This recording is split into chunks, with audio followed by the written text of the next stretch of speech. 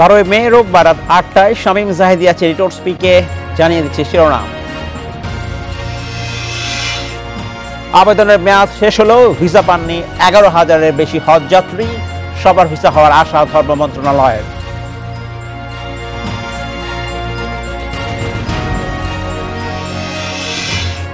সহজে ঋণ পেতে চামড়া ব্যবসায়ীদের জন্য সুপারিশ করবে শিল্প মন্ত্রণালয়, ঈদের আগে ব্যবস্থা জানালেন মন্ত্রী।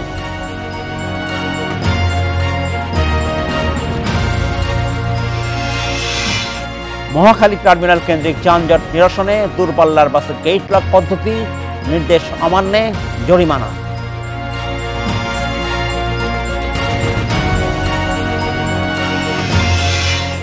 গতকাল শেষ হয়েছে হজ যাত্রীদের ভিসার জন্য আবেদনের মেয়াদ, অথচ এখনও 11,000-এর বেশি হজ যাত্রীর ভিসা হয়নি। তবে এজেন্সিদের সংগঠন হাব বলছে সৌদি আরবের সময় না বাড়ালেও ই ভিসা সিস্টেম চালু রয়েছে। আর ধর্ম মন্ত্রণালয় জানিয়েছে নিবন্ধন করা সব হজ যাত্রী সৌদি আরব যেতে পারবেন। এসব নিয়ে আলোচনা করতে আমার সঙ্গে যোগ দিচ্ছেন হজ এজেন্সিজ অ্যাসোসিয়েশন অব বাংলাদেশ হাবের সভাপতি সাদাত হোসেন তসলিম। জনাব তসলিম, আপনাকে স্বাগত জানাচ্ছি, আশা করছি আপনি ভালো আছেন। প্রথমে যে বিষয়টা আপনাকে জানতে চাচ্ছিলাম সেটি হচ্ছে যে এ পর্যন্ত বাংলাদেশে যতজন মানুষ নিবন্ধন করেছিলেন তাদের মধ্যে টাকা জমা দিয়েছেন কতজন, যারা আসলে এখনও ভিসার জন্য অপেক্ষা করছেন? আমরা বলছি 11,000 এখনও ভিসা পাননি। দেখুন, আমাদের টোটাল গাইড সহ অর্থাৎ হজযাত্রীর সংখ্যা হবে 83,000 প্লাস, আর গাইড সহ 85,000। জি, এর মধ্যে 11,000 ভিসা বাকি আছে সরকারি বেসরকারি মিলে আজকে এখন পর্যন্ত। তবে একটি বিষয় সুসংবাদ এটা যে ভিসা ইস্যুর শেষ তারিখ আগামীকালকে গতকাল থাকলেও এটি সৌদি সরকার বন্ধ করেনি। এই সিস্টেমটি ইহজ সিস্টেমটি এখন ওপেন আছে এবং ভিসা ইস্যু চালু আছে। এর কারণ হলো আমরা যেটা বুঝতে পারছি যে শুধু আমরা নয়, বাংলাদেশ নয়, আশেপাশের অন্যান্য দেশগুলিও ভালোভাবে ভিসার সংখ্যা সে অর্থে করতে পারেনি। অর্থাৎ ভারত এবং পাকিস্তান ভিসা ইস্যুর ক্ষেত্রে আমাদের থেকে সংখ্যায় পিছিয়ে আছে। আমরা তাদের থেকে বরং আরো বেশি সংখ্যায় ভিসা ইস্যু করতে সক্ষম হয়েছি। এই কারণে সৌদি কর্তৃপক্ষ এটা উপলব্ধি করতে পেরেছেন, যার কারণে এই ভিসা ইস্যুর যে প্ল্যাটফর্মটি, পোর্টালটি, সেটি কিন্তু বন্ধ হয়নি, এটি চলমান আছে এবং অবশ্যই এর মধ্যে আমাদের সব ভিসা ইস্যু হয়ে যাবে এবং আমাদের হজ যাত্রীদের যাওয়ার ক্ষেত্রেও কোনো প্রতিবন্ধকতা হবে না। যারা তসলিম, আরেকটি বিষয় আপনাকে জানতে চাচ্ছিলাম, সেটা হচ্ছে যে এই যে সংকটটি হলো, আমরা বলছি শেষ দিন হলো পার হলো, অথচ এখনো 11,000 ব্যক্তি ভিসা পাননি। এই যে ভিসা পেলেন না, এটার কারণটা কি? এটা কি দীর্ঘসূত্রিতা সৌদি আরবের পক্ষের দিকে নাকি বাংলাদেশ অংশের? না, দেখুন, এটা আসলে খুব যে একটা সংকট আমি এই অর্থে বলবো না, কারণ আসলে এটা একটা প্রক্রিয়া। অন্যান্য বছর হজ ফ্লাইট শেষ হওয়ার 1 সপ্তাহ আগ পর্যন্ত ভিসা করা যেত, আর বিভিন্ন বছরই তারা আমাদেরকে ডেডলাইন দেয়। বেসিক্যালি আমাদেরকেও কর্মের মধ্যে এই যে একটা গতির মধ্যে রাখা, দ্রুত ভিসা শেষ করার জন্য এটাও তারা বলেন আমাদের এই গতির মধ্যে থাকা উচিত এই ক্ষেত্রে। আর সংকট নয় এই অর্থে বলছি যে যেখানে অন্যান্য দেশও করতে পারেনি। আমি আপনার এই টেলিভিশনে কালকে জানিয়েছিলাম যে ভারত বেসরকারি ব্যবস্থাপনার গতকালকে পর্যন্ত একটি ভিসাও করতে পারেনি। পাকিস্তানের গতকালকে পর্যন্ত 30,000 ভিসা বাকি ছিল। সেই ক্ষেত্রে কিন্তু আমরা অনেক এগিয়ে আছি। আর এক্ষেত্রে যে প্রতিবন্ধকতা বা যেটা আপনি বলছেন সেটা হলো আসলে পুরো প্রক্রিয়াটি তো একটি জটিল প্রক্রিয়া, দ্বিরাষ্ট্রিক। এখানে অনেকগুলি সিস্টেম আপনার ইনভলভ। আপনার মোয়াল্লেম, তাবু, খাবার, সেবা, বাড়ি ও সবগুলি বিষয় আলাদা আলাদা এগ্রিমেন্ট করে এগুলি অনলাইনে সিনক্রোনাইজ করতে হয়। সবগুলি করার পরে তারপরে আপনার এটা ওই অনলাইনে আপনার গ্রিন সিগন্যাল আসে, তখন ভিসার জন্য অ্যাপ্লাই করতে পারে, লজমেন্ট করতে পারে। এই ক্ষেত্রে বিভিন্ন সময় বিভিন্ন প্রতিকূলতা, কখনো কখনো সিস্টেম ডাউন থাকে। আবার আরেকটা কথা আপনাকে জানিয়ে রাখি, শুধুমাত্র বাংলাদেশের জন্য একটা বিষয় আছে যেটা ভারত পাকিস্তানের জন্য নাই, সেটা হলো বায়োমেট্রিক বা ফিঙ্গারপ্রিন্ট। আমাদের এটা একটা তাদের পাইলট প্রজেক্ট, কুয়েত আর বাংলাদেশ, দুই দেশের জন্য। আমরা আর একটা নতুন একটা, এটা আপনি বলবেন যে একটা জটিলতার মধ্যে পড়েছি, সব হাজিদের বায়োমেট্রিক দিতে হবে। এটা দিতে গিয়ে বায়োমেট্রিক পদ্ধতিটি আসলে একটি এত ভালো সফটওয়্যার, ভালো পিসি লাগে ইত্যাদি, এটা সারা পৃথিবীতে আমরা যেটা দেখি। কিন্তু তারা এটা সহজীকরণ করার জন্য মোবাইলে দিয়েছে। মোবাইলে আসলে বায়োমেট্রিক একবারে যথোপযুক্তভাবে এই আপনার অঙ্গুলিগুলি স্থাপন করা, আবার ফেস স্থাপন করে কালার কোডিং করা, এখানে ব্যাক কালার থাকতে হবে ব্যাকগ্রাউন্ডের ইত্যাদি, এগুলি করা অনেক সময় দুর্বহ হয়।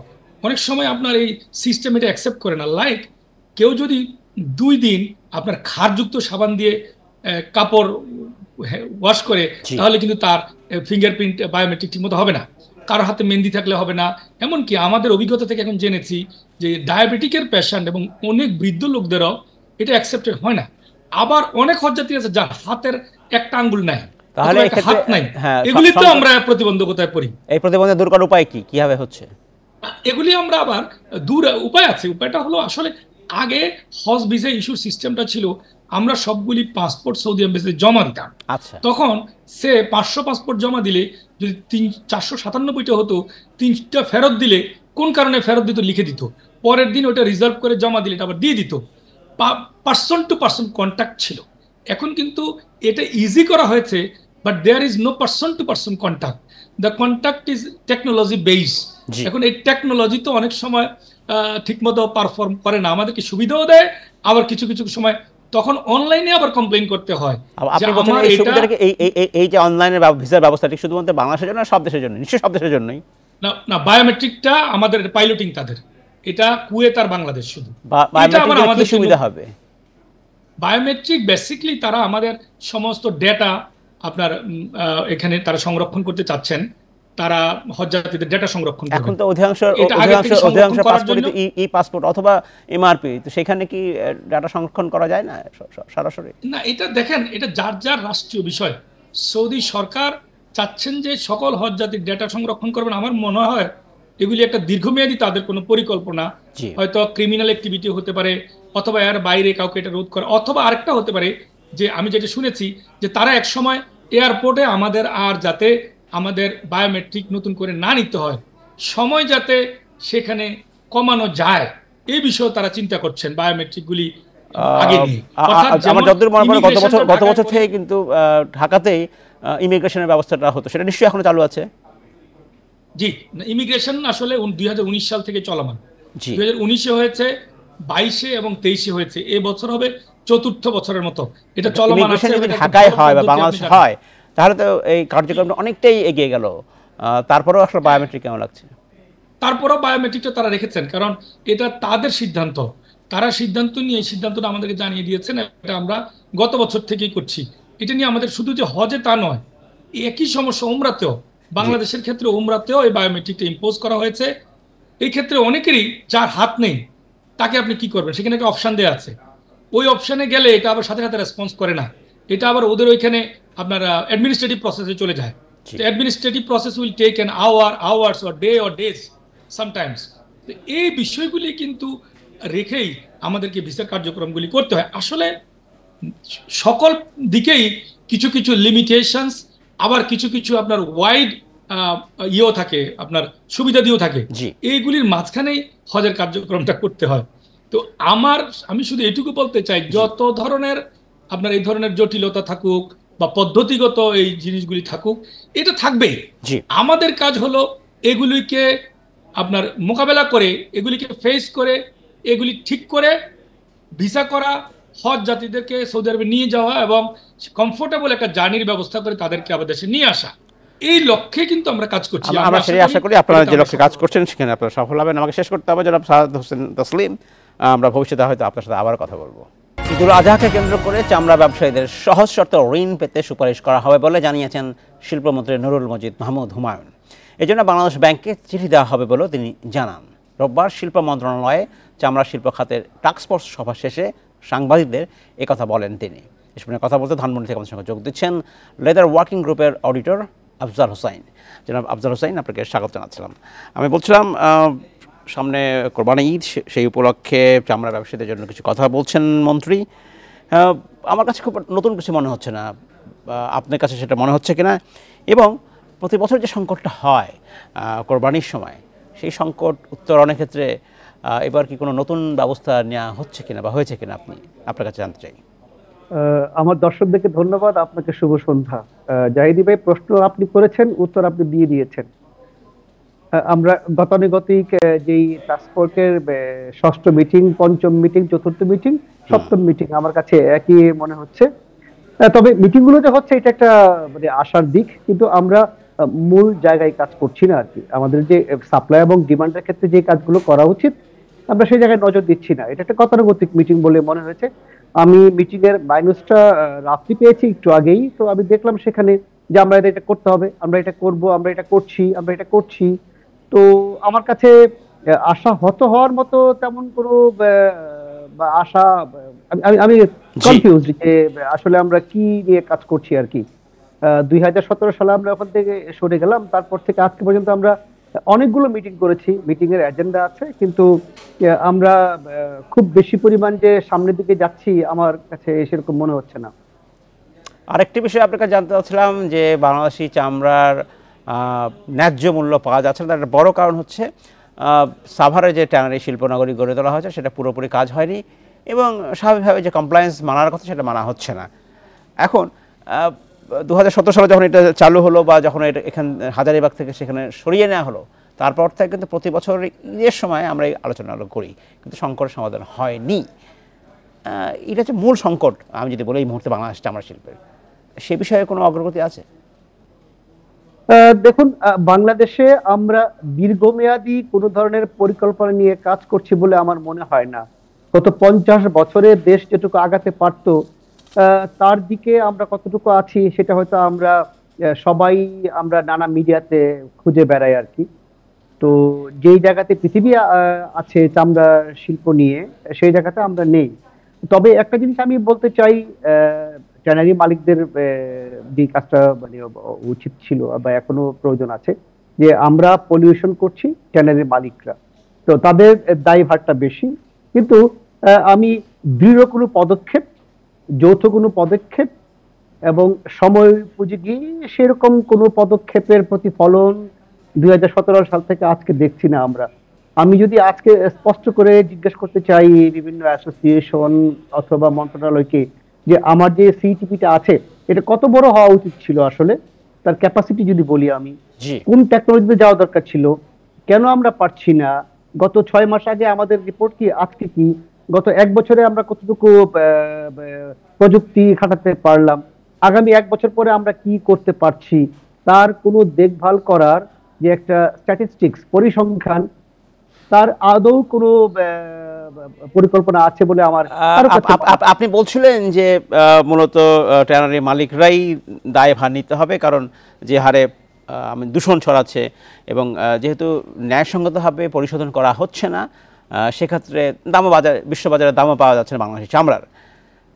কেন সরকারকেই একটি ইটিপি সেন্ট্রাল অথবা সেন্ট্রাল ইফ্লুয়েন্ট ট্রিটমেন্ট প্ল্যান করতে হবে? কেন প্রতিষ্ঠানগুলো নিজেরাই কয়েকজন মিলে বা একা একাই কেন এই কাজটি করতে পারছেন না? কারণ এই কাজটি করলে তো তার পণ্যের মূল্য বেড়ে যাচ্ছে কয়েক গুণ। সংকট কোথায় আসলে? সংকট কয়েক গুণ মূল্য বেড়ে যাচ্ছে সেটা সত্য, কিন্তু আমার দেশের একজন নাগরিক হিসেবে স্পষ্ট যদি বক্তব্য আমাদের এরকম হয় যে নদী বা পরিবেশ দূষণ করে কোনো ব্যবসা চালানো যাবে না, তাহলে আমরা বলতে পারি আমার ট্যানারি মালিকরা দায়ী। কিন্তু সেই দায়িত্ব কেন সরকার নিলেন? এবং সরকার দায়িত্ব নিয়ে এখন যেই কাঠামোতে আছি আমরা, না সরকার করতে পারছেন না ট্যানারি মালিকরা করতে পারছেন। তো সেই ক্ষেত্রে একটা টেকনিক্যাল কমিটি আমরা কেন করছি না, যে একটা কমিটি করে দিব? আপনারা বলতে কাদেরকে বোঝাচ্ছেন? এটা কি মালিক পক্ষ যারা ট্যানারি মালিক তাদেরকে বলছেন? আমি এই চামড়ার সাথে যুক্ত সকলের কথা বলছি আর কি। যদি দেশের জনগণ হিসেবে বা আপনি নিজেও সেখানে যুক্ত হতে পারছেন যে আমাদের পরিকল্পনাটা কি হওয়া উচিত আসলে। যে আমরা তো এখান থেকে সরে গেলাম, এটা একটা বড় সাফল্য যে হাজারীবাগ থেকে আমরা সরে গেলাম, একটা বড় একটা ক্লাস্টার তৈরি হয়েছে, ইন্ডাস্ট্রিগুলো একটা জায়গাতে আছে। কিন্তু সিটিপি অথবা ব্যক্তিগতভাবে সিটিপি আমরা কেন করছি না? কিন্তু আমরা 1 বছর পরে কই যাব, 6 মাস আগে কোথায় ছিলাম, 2 বছর পরে কই যাব? এই যে একটা লং টার্ম প্ল্যানিং আমি কারো কাছ থেকে পাচ্ছি বলে আমার মনে হয় না। এবং একটা টেকনিক্যাল কমিটি যদি না করি আমরা, আজকে যে মিটিং হলো সেই মিটিং এর টেকনিক্যাল কেউ কি ছিলেন? আমি স্পষ্ট করে জানতে চাই। এগুলো একটা অ্যাডমিন মিটিং হয়েছে। বাংলাদেশ ব্যাংক লোন দিবে কাকে? ব্যক্তিগত পরিচয়ে লোন হয়, সেখানে শিল্প মন্ত্রণালয় অথবা বাণিজ্য মন্ত্রণালয় যেই ছিল, কিন্তু টেকনিক্যাল টিমটা কোথায় আমার? যে আমার সিটিপিতে কি শোধন হবে, কি কেমিক্যাল ব্যবহার করলে আমার বর্জ্য উৎপাদন কম হবে, কি কেমিক্যাল ব্যবহার করলে আমার নদীর দূষণ কম হবে, আমার পরিবেশের দূষণ কম হবে। ধন্যবাদ। একটু ঋণ নিয়ে বলছিলেন যে বাংলাদেশ ব্যাংকে বলে দেওয়া হবে ঋণের জন্য। এই প্রতি বছর একই কথা শুনি আমরা, ঋণ দেওয়া হয়, এরপরে মূলত দেওয়া হয় সরকারি ব্যাংক থেকেই, এরপরে যেটা হয় যে সে ঋণ পরিশোধ হয় না। এটাও একটা বড় সংকট। আসলে এই পদ্ধতিতে এই কাজ করলে শেষ মুহূর্তে উপকার হবে কিনা দেশের জন্য? ঋণ দেওয়া নেওয়াটা ব্যক্তির সাথে ব্যাংকের সম্পর্কের ব্যাপার, জি, একেবারেই ব্যক্তির সাথে একটা ট্যানারির সাথে ওই ব্যাংকের লেনদেনের ব্যাপার। এখন কোনো কোনো ক্ষেত্রে সরকারকে এগিয়ে আসতে হয়, যেই সেক্টরটুকু বাংলাদেশের অর্থনীতিতে অনেকটুকু অবদান রাখবে তাদেরকে আমরা লোন দিতে পারি। সেক্ষেত্রে আমরা চামড়া সেক্টরকে আমি অনেক বেশি লোন দিতে আগ্রহী, but at the same time আমি যদি বলি সেই ঋণ আদায়ের ক্ষেত্রে জবাবদিহিতা, এখন এই নিয়ে আমরা খুব বেশি কথা বলতে পারছি না। কারণ কি, অনেকগুলো এই ঋণ, কুঋণ, সুঋণ, অবলোকন ঋণ, এই অনেকগুলো শব্দ আছে। কিন্তু ট্যানারি ক্ষেত্রে আমি যেটা বলবো, আমি ঋণ দিতে অত্যন্ত আগ্রহী। কারণ কি, আমরা এই ট্যানারির মালিকরাই কিন্তু আপনার পচা চামড়াটাকে $1.2 বিলিয়ন অ্যাটলিস্ট সরকারকে দিচ্ছে। এই রাজস্ব আয়টুকু, এই বৈদেশিক মুদ্রাটুকু আমাদের অর্থনীতির জন্য এই মুহূর্তে এছাড়া আমার কোনো বিকল্প নেই। তবে সঠিক লোককে ঋণ দিতে হবে এবং সেটা নিশ্চয়তা দিতে হবে, যেমন শিল্পমন্ত্রী বলেছেন, আমি অসংখ্য ধন্যবাদ জানাই। কিন্তু সেটা আমাকে যোগ্য ট্যানারি মালিককে দেওয়ার জন্য বিশেষ অনুরোধ। অসংখ্য ধন্যবাদ। আমাকে শেষ করতে হচ্ছে। জনাব আফজাল হোসেন, আবারও হয়তো কখন আপনার সাথে কথা হবে। যানজট কমাতে মহাখালী থেকে কাকলী পর্যন্ত দূরপাল্লার বাসে যাত্রী তোলা বন্ধ। সড়কে এই অংশে গাড়ি চলছে গেটলক পদ্ধতিতে। এতে নিয়ম মেনে চলতে ট্রাফিক বিভাগের সঙ্গে একমত হয়েছে মালিক সমিতি। তারপরেও কেউ কেউ সেখানে বাস থামালে কড়া ব্যবস্থার হুঁশিয়ারি দিয়েছে পুলিশ। এসব নিয়ে কথা বলতে নাখালপাড়া থেকে আমার সঙ্গে যোগ দিচ্ছেন মালিক ঐক্য পরিষদের নেতা সাদিকুর রহমান হিরু। জনাব হিরু, আপনাকে স্বাগত জানাচ্ছি, আশা করছি আপনি ভালো আছেন। এই যে মহাখালী বাস স্ট্যান্ড থেকে যাওয়ার পথে প্রত্যেকটা জায়গায় থামার যে পদ্ধতি ছিল বা থামার যেটা রীতি ছিল, সেখান থেকে সরে আসা হচ্ছে মূলত, আমি যদি বলি, ট্রাফিক বিভাগের উদ্যোগে। কেন আপনারা এই উদ্যোগটা আসলে আয়োজন নিতে পারলেন না? ধন্যবাদ আপনাকে। না, এই উদ্যোগ কিন্তু আমাদের আগে ছিল, আপনি জানেন কিনা জানি না। আমাদের কিন্তু এখানে একটা চেকপোস্ট ছিল এবং এটা আমরা দীর্ঘদিন এটাকে কন্টিনিউ করছি। পরবর্তীতে একটা পর্যায়ে এসে প্রশাসন ওখানে চেকপোস্ট রাখতে দেয় নাই, যেহেতু এখানে এলিভেটরের কাজ হচ্ছিল, রাস্তা উন্নয়নের কাজ হচ্ছিল। এটা অনেক আগের কথা বলছি। আমাদের মহাখালী টার্মিনাল 1984 হওয়ার পরে এটা দীর্ঘদিন আমরা এই চেকপোস্টটা বনানে আমাদের কাজ করছি, কিন্তু এই রাস্তা উন্নয়ন এবং এই যে এলিভেটরের কারণে এই চেকপোস্টটাকে প্রশাসনই বলছিল যে এটা সরানো দরকার।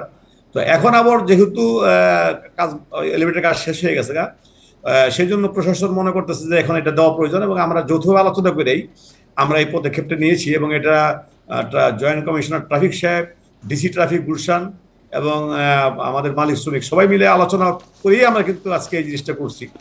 কারণ আমরা তো চাই না যে আমাদের গাড়িগুলো এখান থেকে যেভাবে যায় দীর্ঘতে অনেক সময় লাগে। তো আমরা সেই জন্য আমাদের শ্রমিকরা যাতে দীর্ঘদিনের একটা প্র্যাকটিস হয়ে গেছিল ওই চেকপোস্ট না থাকার কারণে, তারা এখান থেকে মহাখালী থেকে বের হয়ে আস্তে আস্তে প্যাসেঞ্জার নিতে নিতে নিতে নিতে তারাও যাইত। কারণ এর যা ধরেন আমরা যখন এই যে চেকপোস্টটা করছি, এতে কিন্তু আমাদের প্যাসেঞ্জার কোনো ক্ষতি হবে না, কারণ প্যাসেঞ্জার কিন্তু মহাখালীতে আসবে, তারা এখানে এসে উঠবে। তো এই যে মানে চেকপোস্টটা বন্ধ থাকার কারণে যে ঘটনাটা ঘটছে, সেই কারণে এই ব্যাপারটা ঘটছিল। এখন আবার আমরা সেই নিয়মে চলে যাচ্ছি। প্রশাসনে অ্যাকসেপ্ট করছে, চেকপোস্টে তারা ওখানে করার অনুমোদন দিয়েছে, এবং আমরাও সেভাবে তাদের সাহায্য নিয়ে আমরা আমাদের শ্রমিকদেরকে যাতে কোনো অবস্থাতেই মাঝপথে তারা গাড়ি না দাঁড়া করে, ডাইরেক্ট টার্মিনাল থেকে বের হয়ে তারা চেকপোস্ট ক্রস করে চলে যেতে হবে, আমরা সেই পদক্ষেপ নিচ্ছি ইনশাআল্লাহ। শুধু মহাখালী রুটে নয়, আপনি যদি কল্যাণপুর থেকে বা গাবতলী থেকে দেখেন যে সেখান থেকে যখন উত্তরাঞ্চলের দূরপাল্লার গাড়িগুলো চলাচল করে, সেখানে যেমন আমি যদি বলি কল্যাণপুর থেকে একটু পরপরে গাবতলী পরে আরেকটি স্টেশন, বিভিন্ন পেট্রোল পাম্প স্টেশন থামতে হয়, ঘাটে ঘাটে লোক তোলা হয়।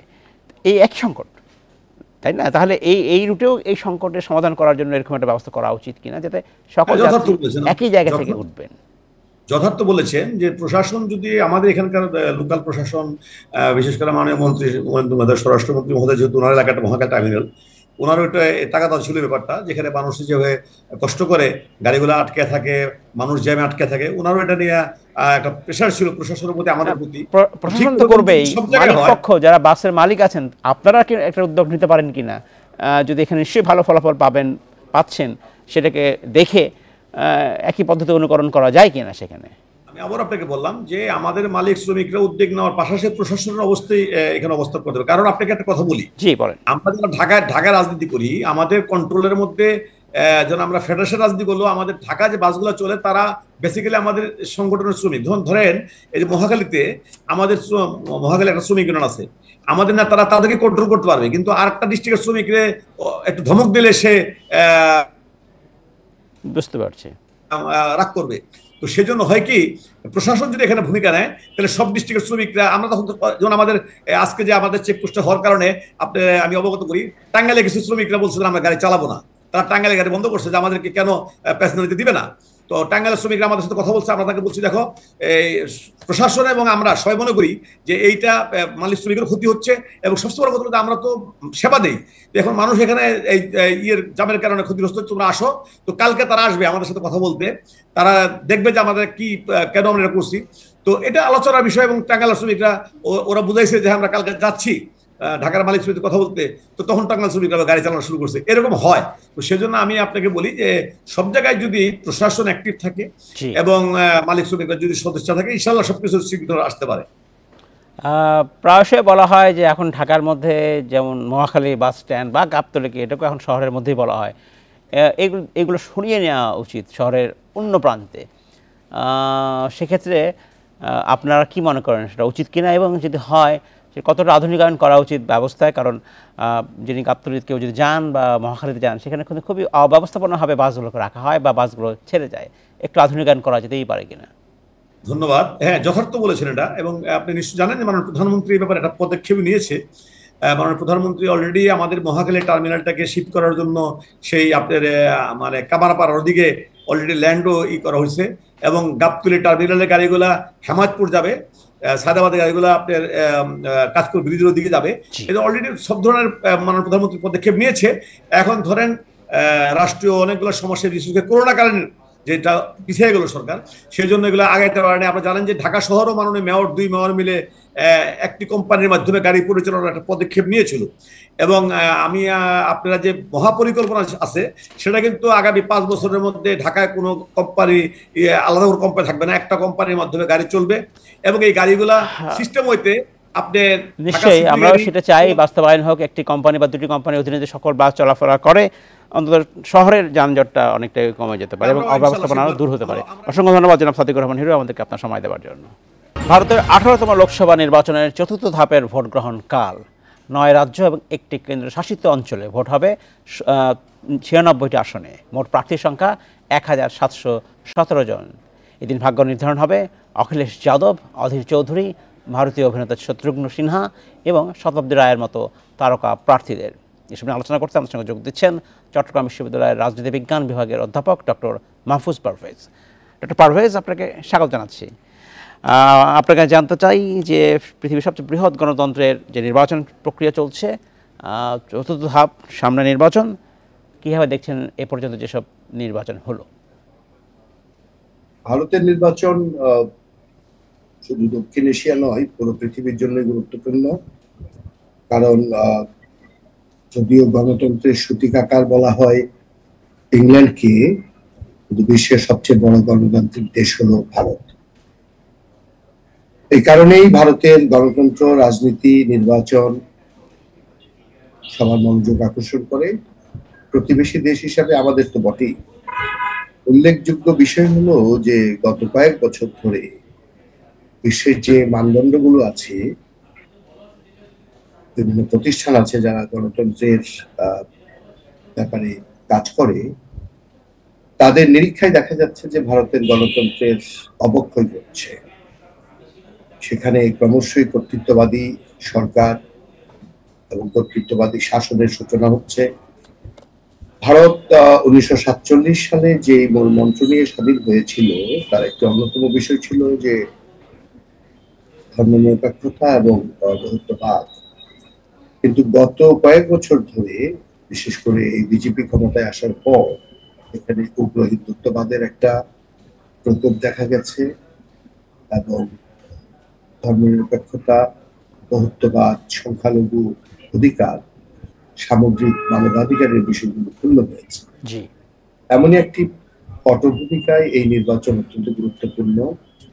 এই নির্বাচনে বিজেপি চাইছে যে তারা 400-র বেশি আসন নিয়ে আসতে, যাতে করে তারা সংবিধানকে পরিবর্তন করতে পারে। তাদের অন্যতম এজেন্ডা হলো যে ভারতের ধর্ম নিরপেক্ষ সংবিধানকে তারা হিন্দু রাষ্ট্রীয় সংবিধানে রূপান্তরিত করতে চায়। অন্যদিকে কংগ্রেস এবং বামপন্থী দলগুলো চাচ্ছে যে ধর্মের ভিত্তিতে নয়, মানুষের রুটি রুজি এবং অধিকারের ভিত্তিতে নির্বাচন করার জন্য। ফলে এই একটি তীব্র মেরুকরণের মধ্যে নির্বাচন হচ্ছে। দেখার বিষয় হলো যে এই নির্বাচনে ভারত সামনের দিনগুলোতে কোন পথে অগ্রসর হয়। ভারত তার যে প্রতিষ্ঠাতা মহাত্মা গান্ধী, নেহেরু, তারা যে গণতান্ত্রিক আকাঙ্ক্ষার বীজ বপন করেছিল, সেটা কি আরো বেশি প্রসারিত হবে, নাকি তার পথ পরিবর্তন করে যে 1947 সালের রক্তক্ষয়ের মাধ্যমে জাতিতত্ত্বে একটি ইসলামিক পাকিস্তান হয়েছিল, সেরকম একটি হিন্দু ভারত হয়ে গেলে এটা উপমহাদেশের বহুত্ববাদ, ভারসাম্য এবং উপমহাদেশের সেকুলার রাজনীতির জন্য ক্ষতির কারণ হবে। ডক্টর মাহফুজ পারভেজ, আমি আরেকটি বিষয়ে আপনার দৃষ্টি আকর্ষণ করছি। আপনি বলছিলেন যে আসলে গণতন্ত্রের মান কেমন হলো সে নিয়ে কথা বলছিলাম। আমি আপনার কথার যোগসূত্র ধরেই বলতে চাচ্ছিলাম যে সাম্প্রতিক সময় মার্কিন যুক্তরাষ্ট্র ভিত্তিক ফ্রিডম হাউস ভারতীয় গণতন্ত্রকে বলছে আংশিক গণতন্ত্র, যেটা একসময় মুক্ত গণতন্ত্র ছিল তারা বলছে, এবং এই র্যাঙ্কিংটা তারা করেছে 2021 সালে। এছাড়া ভিডেম সুইডেন ভিত্তিক একটি সংস্থা, তারা বলছে ভারতকে গণতান্ত্রিক স্বৈরতন্ত্রর কথা বলছেন, তারা ইলেকট্রাল অটোক্রেসি কথা বলছে। এবং ইকোনমিক্স ইন্টেলিজেন্স ইউনিট তারা 2020 সালে ভারতীয় গণতন্ত্রকে ফ্লড ডেমোক্রেসি বা ত্রুটিপূর্ণ গণতন্ত্র বলে উল্লেখ করছে। এই যে গণতন্ত্রের যে অবনমন, এটা শুধুমাত্র ভারতে নয়, পৃথিবীর বিভিন্ন দেশেই তো হচ্ছে। এই কথাটা আমি শুরুতেই বলেছিলাম, ভারতের ক্ষেত্রে যে গণতন্ত্রের অবক্ষয় হচ্ছে, এবং এটা অত্যন্ত দুঃখজনক। ভারতের এই 75 বছরের ইতিহাসে এসে সে দেশের গণতন্ত্র একটা বড় রকমের চ্যালেঞ্জের সম্মুখীন হয়েছে। যেই সাম্প্রদায়িকতা, যেই ধর্মীয় উন্মাদনার পেরিয়ে ভারত স্বাধীন হয়েছিল 1947 সালে, সেটা পেছনে ফিরে আবার সেই পথেই যাত্রা করেছে। এবং সেটা করতে গিয়ে গণতন্ত্রে আপনাকে শত ফুল ফুটতে দিতে হবে, এবং গণতন্ত্রে যদি বহুত্ববাদী পরিসর না থাকে, সকল নাগরিকের অধিকারের স্পেস যদি না থাকে, শুধুমাত্র সংখ্যা গরিষ্ঠ, সেটা ধর্মের ভিত্তিতেই হোক, ভাষার ভিত্তিতেই হোক, এরকম সংখ্যা গরিষ্ঠের দাপট যদি চলতে থাকে, তাহলে কিন্তু গণতন্ত্রের চেহারার আড়ালে আমরা কর্তৃত্ববাদের বিকাশ দেখতে পাবো। এই যে আপনি বলছেন যে কর্তৃত্ববাদের বিকাশ হচ্ছে, এই বিকাশ রোধ করবে কারা? এই বিকাশ রোধ করার জন্য ভারতের আপনি একটা চমৎকার বিষয় হলো, একই সাথে ভারত এবং পাকিস্তান স্বাধীন হয়েছে। পাকিস্তান কিন্তু বারংবার সামরিক শাসনের আক্রান্ত হয়েছে, ভারত কিন্তু সেটা হয়নি। তার মানে হলো নানা সমালোচনার পরেও ভারতীয় গণতন্ত্র টিকে ছিল, ভারতীয় গণতন্ত্র চলে এই পর্যায়ে এসেছে। এই ক্ষেত্রে ভারতের যে বিভিন্ন রাজনৈতিক প্রতিষ্ঠান আছে, ভারতের যে সিভিল সোসাইটি আছে, ভারতের শক্তিশালী গণমাধ্যম আছে, ভারতের বুদ্ধিজীবী সমাজ আছে, তারা কিন্তু সরব হয়েছে।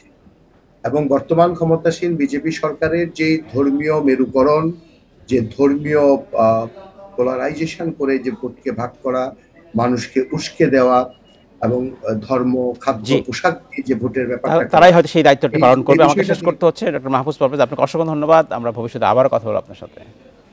এই ছিল এডিটরস স্পিক ইন্ডিপেন্ডেন্ট টেলিভিশন। সব খবর বিস্তারিত জানতে চোখ রাখুন ফেসবুক, ইউটিউব এবং এক্সে। সাথে থাকার জন্য ধন্যবাদ।